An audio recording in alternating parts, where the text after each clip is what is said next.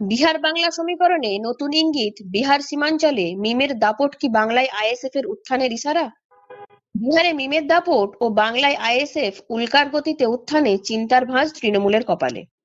বিধানসভা নির্বাচনের সীমাঞ্চল এলাকায় মিমের 5 আসনে জয়ী এবার নতুন রাজনৈতিক দিশা দেখাচ্ছে বাংলার সীমানা সংলগ্ন মুসলিম অধ্যুষিত এলাকায় 5 আসনে জয়ী মিমের প্রার্থীরা।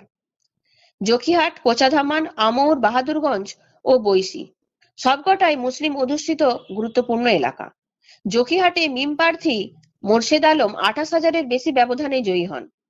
কোচাধামানে সারোয়ার আলমের জয় মার্জিন 23,000-এর উপরে। বাহাদুরগঞ্জে তৌসিফ আলমের জয়ও একই ধারায় ব্যাপক ব্যবধানে।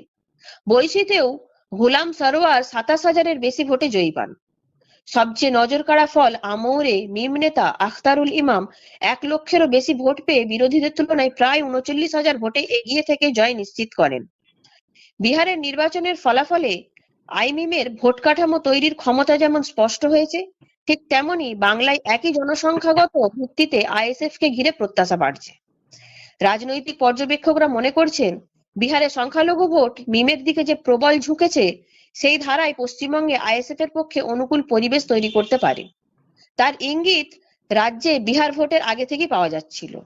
আইএসএফ এর চেয়ারম্যান বিধায়ক নওশাদ সিদ্দিকী যেভাবে সারা রাজ্যে ছুটে চলেছেন, তাতে মানুষের যা সমর্থন, তাতে স্পষ্ট হয়েছে এই রাজ্যে সংখ্যালঘুরা আইএসএফ কে বিকল্প হিসেবে ভাবতে শুরু করেছে।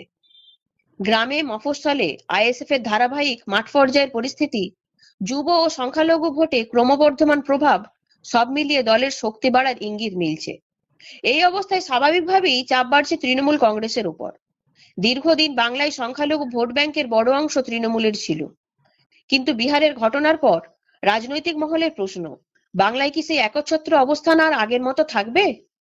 আইএসএফ যদি মুসলিম ভোটে মিমের মতো সংগঠিত থাবা বসাতে পারে, তবে তৃণমূলের ভোট সমীকরণে বড় চ্যালেঞ্জ তৈরি হওয়া সময়ের অপেক্ষা মাত্র।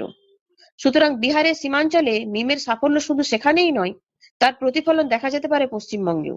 সেখানে সংখ্যালঘু ভোটের নতুন মেরুকরণে আইএসএফই হতে পারে আগামী দিনের সবচেয়ে গুরুত্বপূর্ণ প্লেয়ার।